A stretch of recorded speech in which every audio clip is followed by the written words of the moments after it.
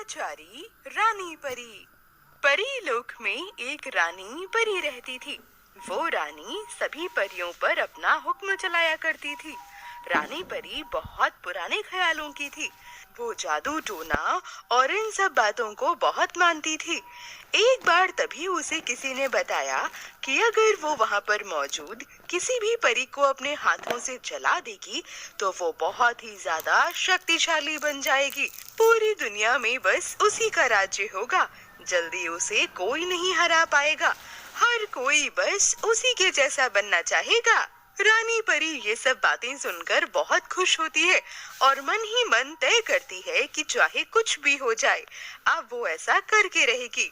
और उसके बाद वो वहाँ से चली जाती है और परियों के पास आती है। अरे क्या हुआ रानी परी, आपको यहाँ पर हमसे कोई काम था क्या? नहीं नहीं, कोई काम नहीं था। मैं तो तुम लोगों से कुछ बात करने आई हूँ यहाँ। क्या बात? लेकिन रानी परी कैसी बात? मुझे दरअसल एक जादूगरनी ने ये बताया है कि मैं तुम सारी परियों में से अगर किसी एक परी को अपने हाथों से आग लगा दूं तो मैं बहुत शक्तिशाली बन जाऊंगी। क्या? रानी परी, आप भला ये क्या कह रही हैं? आप बस शक्तियाँ पाने के लिए हमें जलाकर मार डालेंगी? आप ऐसा कैसे कर सकती हैं? रानी परी, आप तो हम सब में सबसे बड़ी है ना? मैं शक्तिशाली बनने के लिए कुछ भी कर सकती हूँ और तुम में से किसी परी को आग में जलना ही होगा, समझी?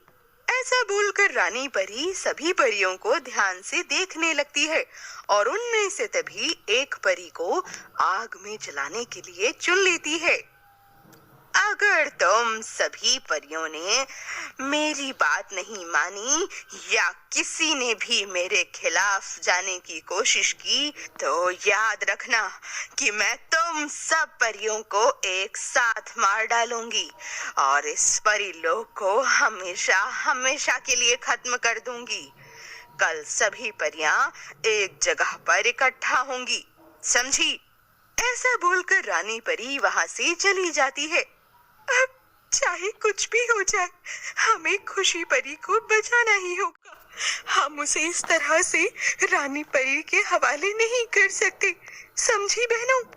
अरे लेकिन हम कर भी क्या सकते हैं? हमारे पास कोई रास्ता नहीं है। नहीं, हम ऐसे हाथ पर हाथ रखकर तो नहीं बैठ सकते ना। रानी परी ये सब इसलिए करी है ताकि वो शक्तिशाली बन जाए। लेकिन भला हम रानी परी को कैसे समझाएं कि ये सब करने से कुछ नहीं होता। हमें कैसे भी करके खुशी परी को उनसे बचाना ही होगा। हम कुछ नहीं कर सकते। रानी परी को समझाना नामुमकिन है। वो हमारी बात नहीं सुनेंगी। नहीं, मैंने ये सोच लिया है कि अब हम रानी परी को सबक सिखा कर रहेंगे, चाहे इसके लिए हमें कुछ भी क्यों ना करना पड़े। लेकिन रानी परी बहुत शक्तिशाली है। तुम बिल्कुल भी चिंता मत करो, मैं कोई रास्ता जरूर निकाल लूंगी। तुम सब अभी जाओ यहाँ से। सभी परियां इसके बाद वहाँ से चली जाती हैं और वो परी मन में सोचती है, अब मैंने सभी परियों से कह तो दिया है, लेकिन भला मैं कौन सा रास्ता निकालूं? मैं रानी परी को सबक कैसे सिखा सकती हूँ? ऐसे सोचकर वो परी वहाँ से चली जाती है। दूसरे दिन तभी सभी परियां वहाँ एक जगह पर इकट्ठा होती हैं और रानी खुशी परी को आग लगाने ही वाली होती हैं कि इतने में तभी वो परी वहाँ आ जाती है। रुकिए रानी परी, रुक जाइए। आप ऐसा नहीं कर सकती। मेरी बात सुनिए। जिस जादूगरनी ने आपसे ऐसा करने के लिए कहा था कि किसी भी परी को आग लगाने से आपको शक्तियाँ मिल जाएंगी, दरअसल वो आपसे झूठ बोल रही थी। वो जादूगरनी एक नंबर की झूठी है रानी परी। नहीं, तुम ये सब इसलिए कह रही हो ना ताकि मैं खुशी परी को छोड़ दूं, लेकिन ऐसा नहीं होने वाला। मैं पीछे नहीं हटूंगी। रानी परी, मैं झूठ नहीं बोल रही हूँ। अगर आप चाहें तो खुद पता लगा सकती हैं कि उस जादूगरनी को परी लोक की पुलिस पकड़ कर ले गई है, झूठ बोलने के जुर्म में। क्या सच में? इसका मतलब उसने मुझे बेवकूफ बनाया। भला वो ऐसा कैसे कर सकती है मेरे साथ?